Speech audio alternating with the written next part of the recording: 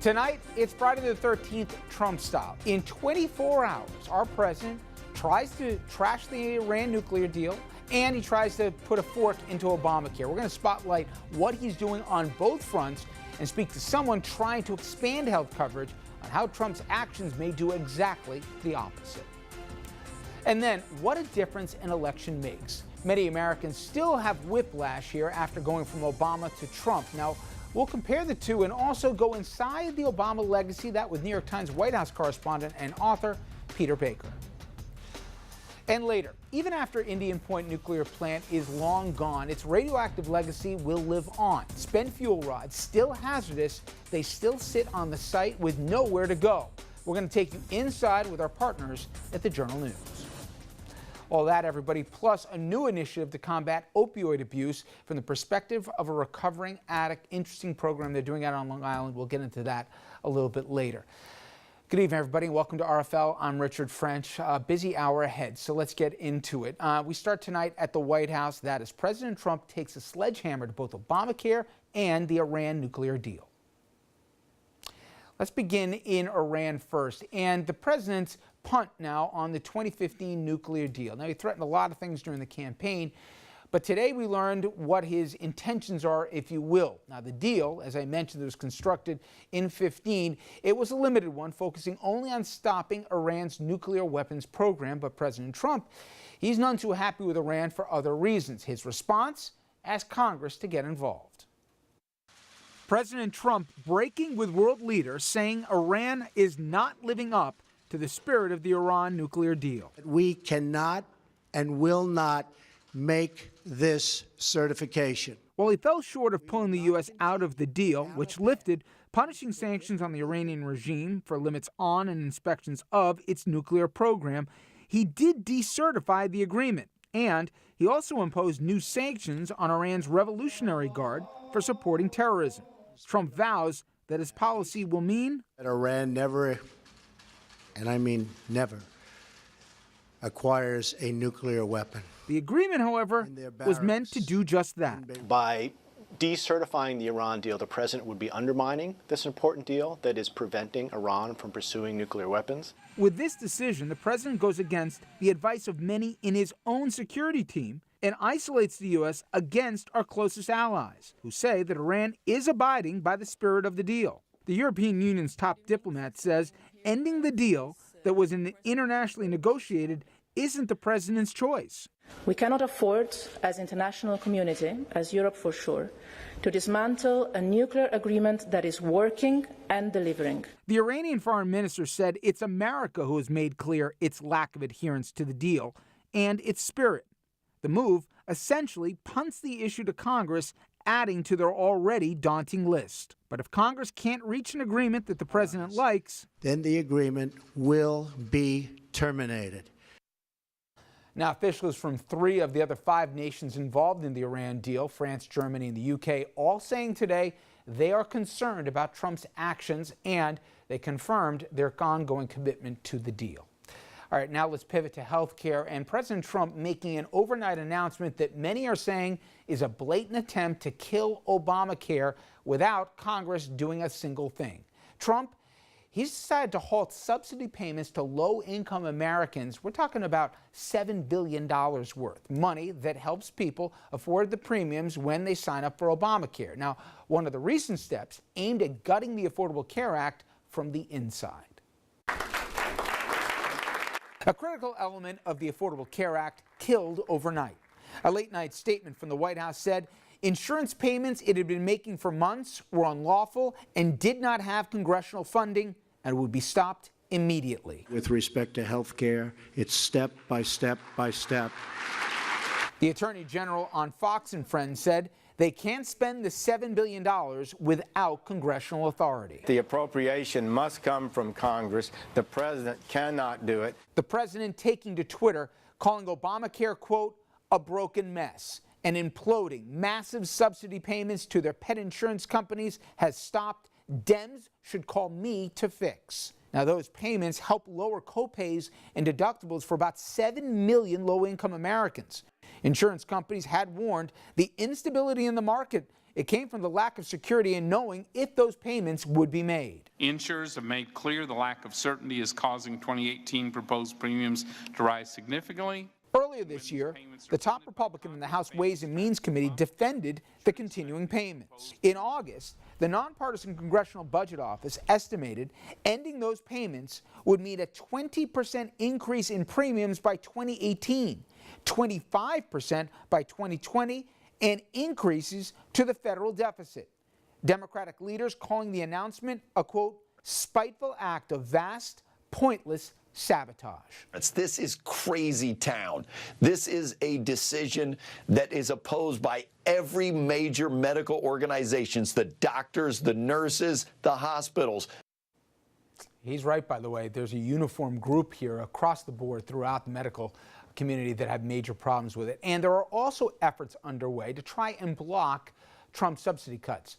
New York Attorney General Eric Schneiderman, as well as a group of attorneys general from across the country, they have said they will sue to stop Trump's actions. There may be efforts in Congress as well. Meanwhile, there is plenty of evidence that President Trump is inflicting real harm on the healthcare system intentionally to either sabotage the ACA or to force Congress to make changes that he wants. Now, look again at the end of his tweet that he sent out this morning. Den should call me to fix. Translation.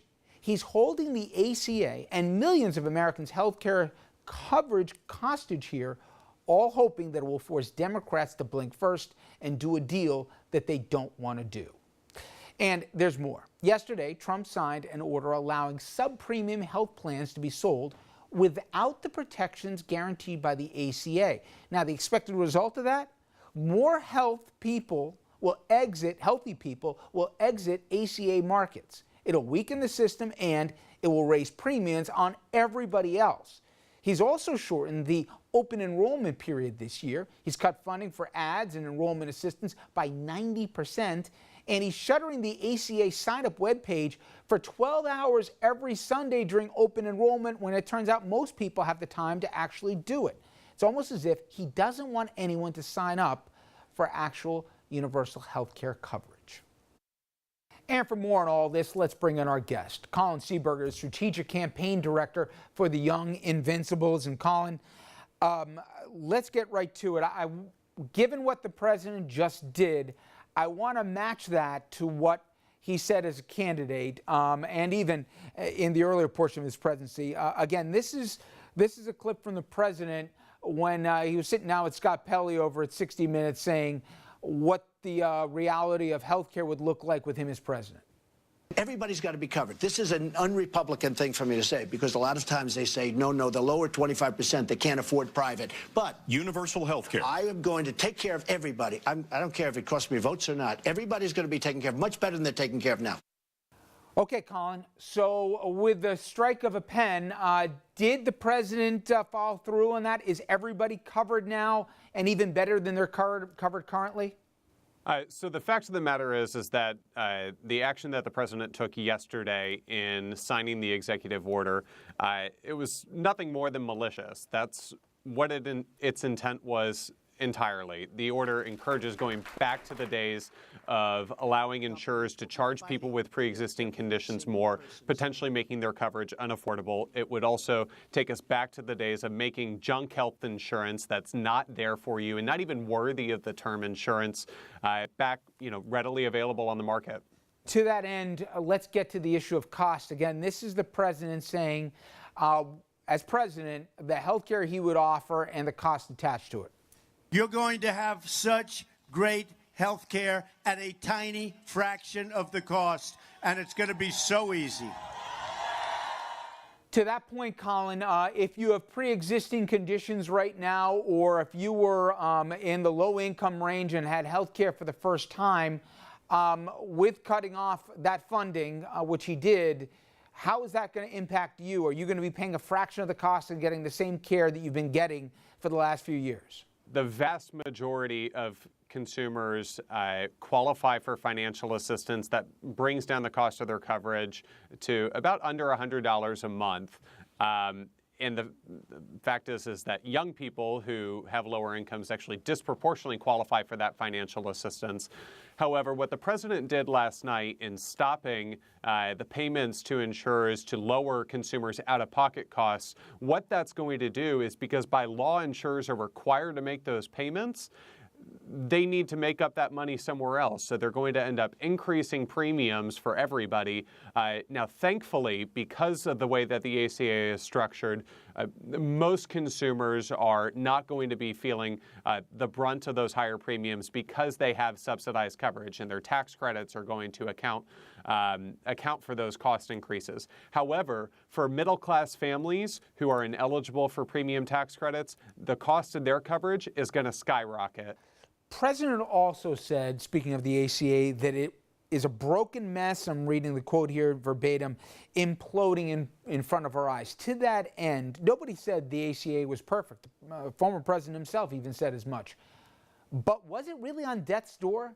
Did the actions of today, did it have to be inevitable here that this was an unsustainable system? It's unquestionable that the uncertainty and malicious actions that the president has taken this year and his administration have sown in Washington have had a negative impact in spurring market competition in the insurance marketplaces, in driving up premiums for consumers. However, the fact of the matter is that we actually just got new census data last month. And what did it show? It showed that the young adult uninsurance rate had actually been cut in half under the Affordable Care Act. And that's because of that financial assistance available to consumers. And so while, the president is taking actions that are sabotaging the healthcare system, the fact of the matter is while the ACA is not perfect, it's made great strides in expanding access to coverage. We've seen unquestionable attacks on people with pre-existing conditions this year.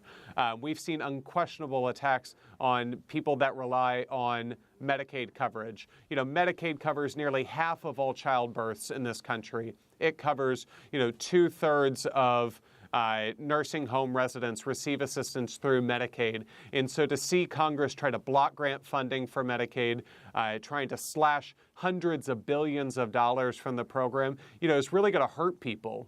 Real simple, Colin.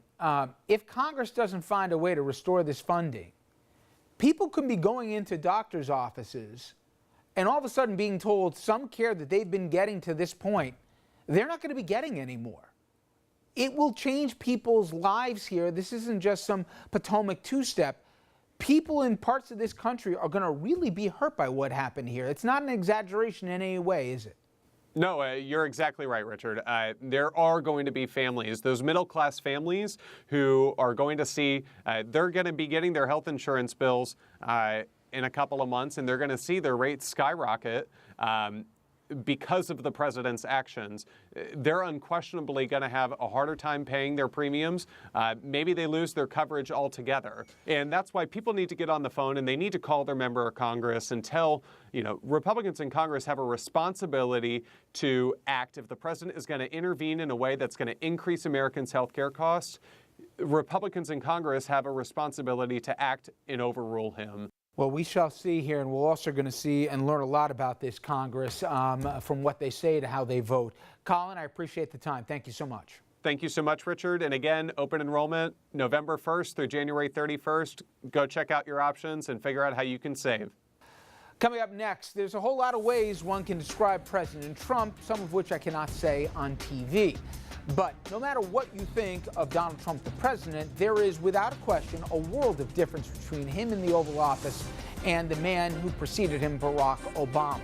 When we come back after the break, we'll take a look back at the Obama legacy with New York Times White House correspondent and author of a book on those 8 years, Peter Baker.